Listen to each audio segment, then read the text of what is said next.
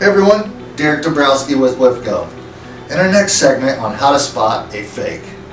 We want to ensure that you're getting an authentic WFCO product, so the first thing we talked about was cost. If it looks too good to be true, just know that it probably is. Secondly, WFCO offers a 2-year warranty. Make sure that when you're buying a product that it states WFCO 2-year warranty, because that's what we offer. Third and foremost, what we want to talk about today is WFCO packaging. Note the new WFCO branding that is here right in front of me. Also the coloring that WFCO provides for our product. So first thing, cost.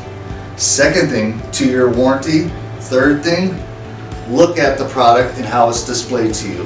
Now, as we talk about overall look and packaging that your new WFCO product is going to come in, if you look in front of me, you can see that WFCO has changed their look just a little bit. We have a new logo and we have some new colors that your packaging might come in. The box itself, the packaging that product comes into should still say some of the key things that you need to be looking for. You need to look for that authentic WFCO logo.